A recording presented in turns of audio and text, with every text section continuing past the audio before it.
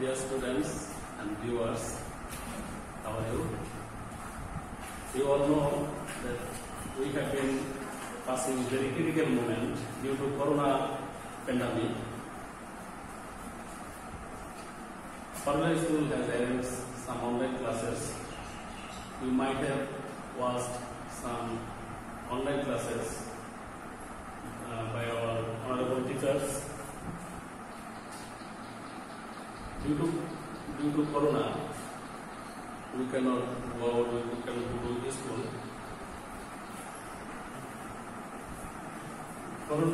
WHO, World Health Organization, declared Corona as a pandemic. So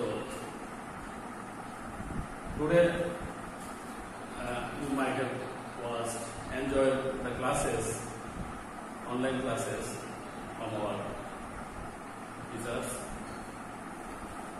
Today I also going to take a class about suffix and prefix. তোমরা যদি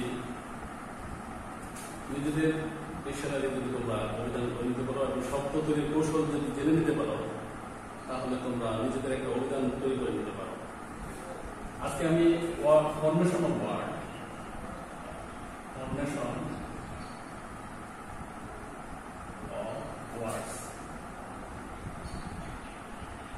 নিয়ে কথা বলবো।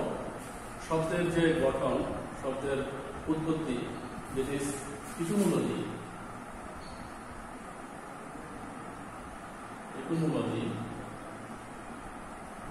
শব্দ বিজ্ঞান, শব্দ তত্ত্ব, the science of words, their roots and forms, তাদের যে অরিজিনালিটি, এটা শব্দ তত্ত্ব।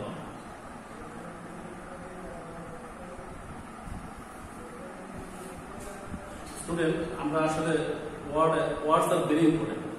Whenever we read something, what do we get? What can we see? আমরা শুধু একটা সেন্টেন্সের মধ্যে সবসময় কি দেখতে পাই? ওয়ার্ডস ছাড়া কিছু দেখতে পাই না। সুতরাং ওয়ার্ডস আর ভেরি ইম্পর্টেন্ট। ওয়ার্ডস শব্দ ছাড়া আমরা কিছু করতে পারি না।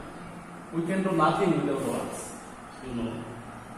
সুতরাং আমরা যত শব্দ জানবো, যে কোনো দেশের ভাষা শিখতে গেলে ওই দেশের শব্দ ভান্ডার জানতে হবে। সুতরাং আমি আমার বাংলা ভাষা, মাতৃভাষায় আমি সারাদিন কথা বলতে পারবো, কারণ আমার শব্দ ভান্ডার সমৃদ্ধ। আর আমরা যেটা এখন সাফিক্স প্রিফিক্স এমন একটা বিষয় যেটা নাকি সিলেবাসে অন্তর্ভুক্ত করা হয়েছে, এটা ক্লাস 8 নট অনলি ক্লাসে, আপার লেভেল ক্লাসেস অলসো। তোমরা ওই ওয়ার্ড যত জানবে তোমার ইংরেজি তত শক্ত হবে, কারণ ওয়ার্ড ছাড়া তুমি কিছুই করতে পারবে না। সুতরাং ওয়ার্ডের গঠন কৌশল যদি জেনে নিতে পারো, তোমাদের শব্দ ভান্ডার সমৃদ্ধ হবে এবং সেই ক্ষেত্রে তোমরা তোমাদের নিজেদের ডিকশনারি এবং শব্দের কাজগুলা ব্যবহারগুলো তোমরা বুঝতে পারো, তাহলে তোমাদের সাফিক্স প্রিফিক্সে 5টি নাম্বার দেওয়া আছে, সেই নাম্বারটা তোমরা পেতে পারো। তাহলে আমি আগে দেখি ওয়ার্ডস। বাংলা ভাষায় যেহেতু শব্দ আমরা জানি, আমরা সারাদিন কথা বলতে পারি, সুতরাং ইংরেজি ভাষার শব্দ, নতুন শব্দ, নিউ ওয়ার্ডস গুলো যদি আমরা জেনে নিই এবং জেনে নিলে আমরা আমাদের ইংরেজি ভাষাটাও আমরা সেভাবে আমরা তাদেরকে আয়ত্ত করতে পারবো। আচ্ছা, দেখা যাক কিভাবে আমরা এটা করতে পারি।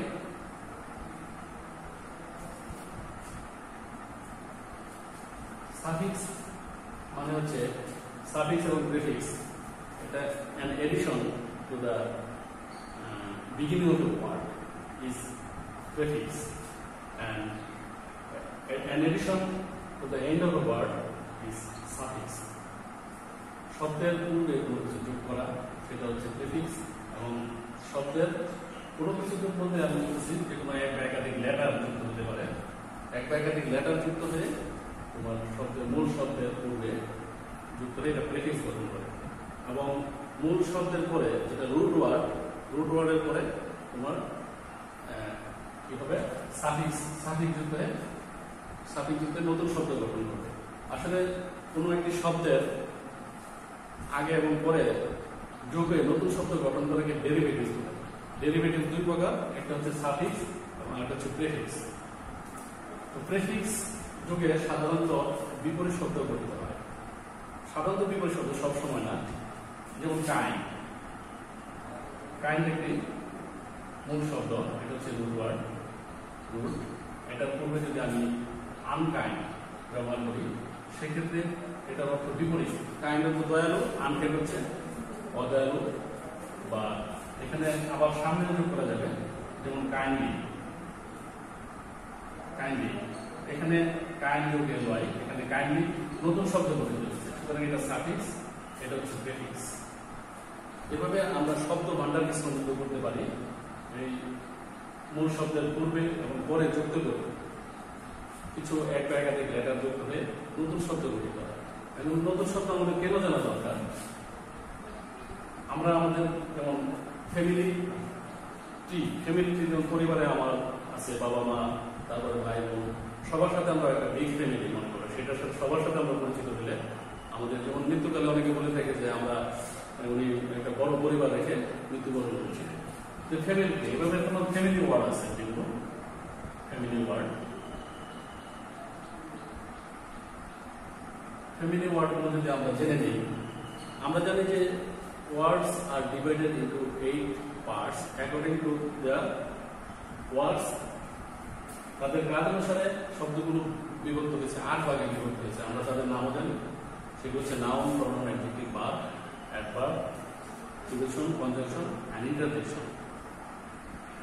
প্রত্যেকটা শব্দের ওয়ার্ড এর অর্থ একরকম না, different words have different meaning. সুতরাং প্রত্যেকটা ওয়ার্ডের কাজও ভিন্ন, তাদের ব্যবহারও ভিন্ন।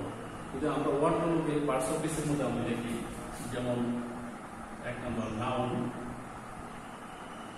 প্রোনাউন, সরি আমি এটা এখানে লিখব না, নাউন, অ্যাডজেক্টিভ, ভার্ব,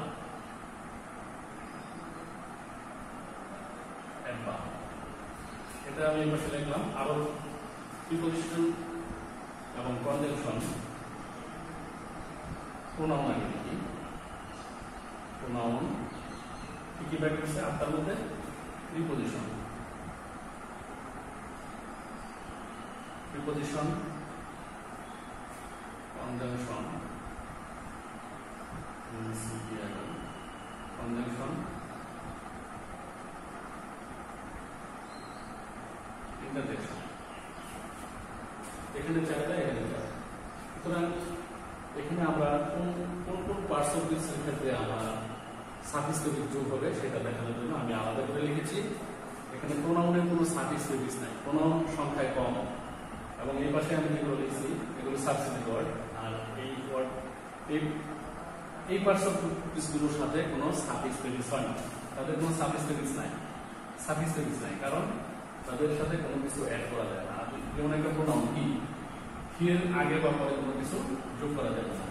প্রিপোজিশন একটা উদাহরণ, যেমন অফ, বা এগুলোর আগে পরে কোনো কিছু যোগ হবে না। কনজাংশন যেমন অ্যান্ড, সো এগুলোর আগে পরে কোনো কিছু যোগ করা যাবে না। সুতরাং আমাদের এই পার্টস অফ স্পিচগুলোর কোনো সাফিক্স প্রিফিক্স নেই। সুতরাং এখানে এই parts of speech, noun, adjective, verb এবং অ্যাডভার্ব, এই চারটা পার্টস অফ স্পিচে সাফিক্স প্রিফিক্স হয়। সুতরাং আমরা দেখি কিভাবে হয়।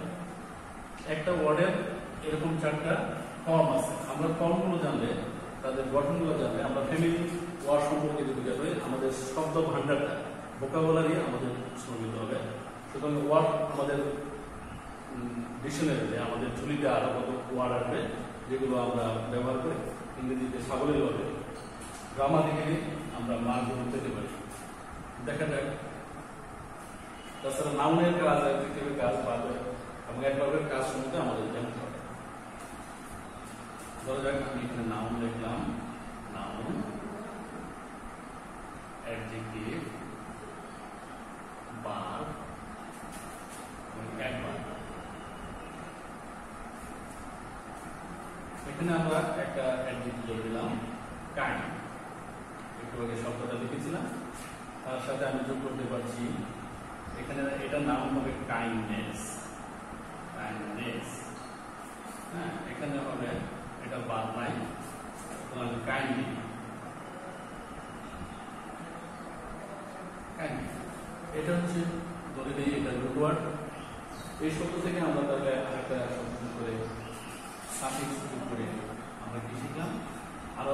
আরো দুইটা ওয়ার্ড আমার ঝুলিতে বললাম, কাইন্ড, কাইন্ডনেস, কাইন্ড। তাহলে এখানে দেখা গেছে এটা বার নাই। যেমন আরেকটা উদাহরণ তোমাদের দিই, বিউটিফুল। বিউটিফুল এটার নাম হচ্ছে বিউটি, বিউটিফাই, বিউটিফাই। এবং এটা হচ্ছে বিউটিফুলি। শব্দের শেষে এলওয়াই যুক্ত করে সাধারণত একবার গঠন হয় বিউটিফুলি। আমি নিজে লিখছি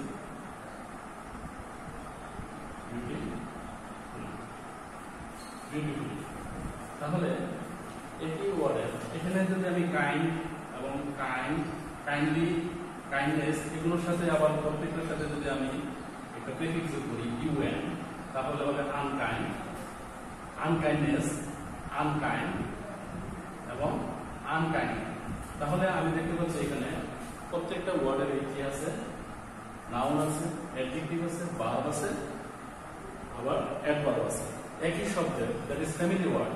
একটা শব্দের যখন ডিকশনারিতে আমি দেখব কাইন্ড শব্দটা, তার পাশাপাশি এই শব্দগুলো দেখে নিলে আমার মনে হয় এটা সহজে মনে থাকবে এবং সেটা কাজে লাগাতে পারবে। এখন আমি আগে বলেছিলাম কিছু কিছু প্রেফিক্স যোগ করলে, প্রেফিক্সটা মূলত আমি আবার জানি প্রি শব্দ হচ্ছে বিফোর, অর্থাৎ পূর্বে, মূল শব্দের পূর্বে যোগ করা এক প্যাকেটের লেটার যোগ করলে সেটাকে বলা হয় প্রেফিক্স। আর মূল শব্দের পরে যেমন এল ওয়াই যুক্ত হয়েছে এখানে, তাহলে এটা হচ্ছে সাফিক্স, এটা হচ্ছে সাফিক্স। সুতরাং এভাবে যোগ করে আমাদের শব্দ ভান্ডারটাকে আমরা সমৃদ্ধ করে নিতে পারি, কারণ সাফিক্সের নিজস্ব কোনো অর্থ নেই। সুতরাং তারা মূল শব্দের পরে যোগ করে সেই শব্দটার অর্থটাকে আরো গুরুত্ব বহন করে। কিন্তু দেখা গেছে আপনার এখানে কাইন্ডের পূর্বে ইউএন যোগ করা যায়, দুইটা লেটার ইউ এবং এন, দুইটা লেটার যোগ করে তার অর্থ বিপরীত শব্দ, অপোজিট ওয়ার্ড। আমাদের অপোজিট ওয়ার্ড খুবই দরকার। দেখা গেছে অ্যাফার্মেটিভ থেকে নেগেটিভ করার সময় ট্রান্সফরমেশনের ক্ষেত্রে, অ্যাফার্মেটিভ থেকে নেগেটিভ করার ক্ষেত্রে আমাদের তখন অপোজিট ওয়ার্ড দরকার পড়ে। ঠিক একইভাবে আমরা একটা ফ্যামিলি ওয়ার্ড থেকে যদি আমরা এটা করে নিই, একটা শব্দ কটা নিলাম, 1 2 3 এবং এখানে বিপরীত শব্দ গঠন করা, প্রেফিক্স যোগ করার পরে আরো 3টি শব্দ আমার জুড়িতে হলো। তাহলে আমি মোট কয়টা শব্দ নিলাম, 1 2 3 4 5 6। আর যেটা 4টেই আছে নাউন, অ্যাডজেক্টিভ, ভার্ব, অ্যাডভার্ব, তাহলে সেটা হবে 4টা আমি জানলাম। এভাবে আমাদের সাফিক্স যোগ করে নতুন শব্দ তৈরি হয়। এখন নতুন শব্দ শেখার মধ্যে আনন্দ থাকতে হবে, আনন্দ না থাকলে এটা হবে না। কারণ একটা আমরা যে কোনো নতুন কিছু পেলে আমাদের খুশি থাকা উচিত, খুশিতে থাকি। সুতরাং নতুন ওয়ার্ডগুলো শিখতে পারলে যেন আমরা খুশিতে থাকি, যার কারণে আমরা নতুন ভাবে ফ্যামিলি ওয়ার্ডগুলো এখানে জেনে নিলে। এখন আমরা এতগুলো শব্দ শিখলাম, একটা ওয়ার্ড থেকে, ফ্যামিলি ওয়ার্ড থেকে আমরা যেতে বললাম এতগুলো, কিন্তু পরীক্ষায় তো যে কোনো একটা অ্যান্সার করতে হবে। এতগুলো জানলাম একই শব্দ, আমি পরীক্ষায় কোনটা ব্যবহার করবো, পরীক্ষায় কোন শব্দটা ইউজ করবো, সেই ক্ষেত্রে আমাকে দেখতে হবে আমি আমার সেন্টেন্সটার সাথে আমার খুব গভীর সম্পর্ক থাকতে হবে। সেন্টেন্সটাকে বুঝে নিতে হবে, এটা কি বিপরীত শব্দ, লোকটা কি নির্দয় লোক নাকি দয়ালু লোক। He is a kind man, হতে পারে সে দয়ালু লোক, অথবা he is a kind man, kind এরকম দেওয়া থাকবে। সুতরাং এখানে এ কাইন্ড ম্যান এটা দেওয়া আছে, এখানে যদি এন দেওয়া থাকে তাহলে অনেক সময় আমরা বুঝতে পারবো এটা unkind man, he is an unkind man. সুতরাং এটার উপর নির্ভর করছে আমরা এটাকে অপোজিট প্রেফিক্স করবো না সাফিক্স করবো। এই জন্য সেন্টেন্সটাকে ভালো করে বুঝতে হবে, সেন্টেন্সটাকে ভালো করে বুঝে নিয়ে তারপরে আমরা এটাকে নাউন করবো, অ্যাডজেক্টিভ করবো নাকি অ্যাডভার্ব করবো। আরেকটা জিনিস বুঝতে হবে, সেন্টেন্সের মধ্যে আমরা যে নাউন, অ্যাডজেক্টিভ, ভার্ব এবং অ্যাডভার্ব, এই পার্টস অফ স্পিচের কাজগুলো কি, what is the function of this kind of parts of speech, এটা জানতে হবে। নাউন কোথায় বসে, অনেক সময় প্রথমে যদি কাইন্ড থাকে, বাক্যের প্রথমে নাউন বসে, সুতরাং এখানে নাউন বানাতে হবে।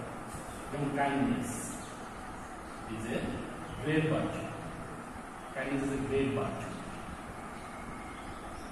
এখন এই যে কাইন্ডনেস, এটা শুধু কাইন্ড দেওয়া থাকবে পরীক্ষায়, এটা এনি ডাউনলেস যোগ করে কাইন্ডনেস যোগ করে এটাকে নাউন করে যোগ করে, কারণ আপনার নাউনের কাজ সম্বন্ধে জানতে হবে, নাউন কোথায় বসে, তাদের পজিশন কোথায়, সেন্টেন্সের মধ্যে অ্যাডজেক্টিভ কোথায় বসে, ভার্ব কোথায় বসে, সেটা জানতে পারলে আমরা ওই সাবজেক্টগুলো সহজভাবে পড়তে পারবো।